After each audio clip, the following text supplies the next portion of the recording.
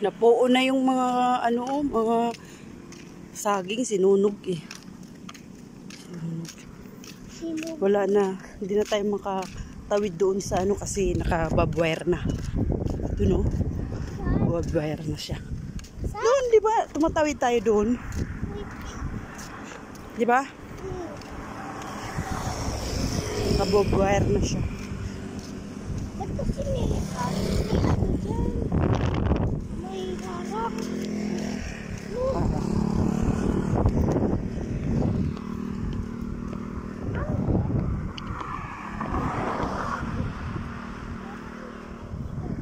Alin?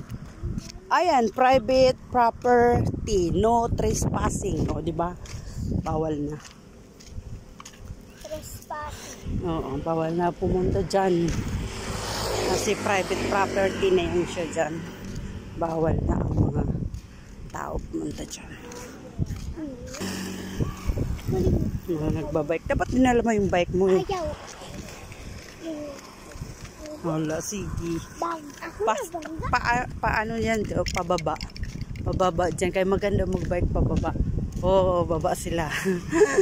pag paakyat lang mahirap. Hingal-hingal ka talaga.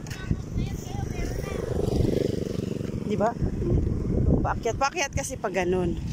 Tapos pag pababa, ayun, pababa. Maganda sa biker.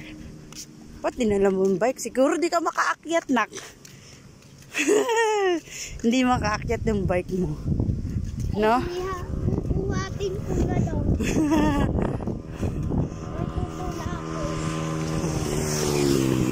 Ay, yung araw, oh. Palubog. Alas 5. Sunset. Wait lang.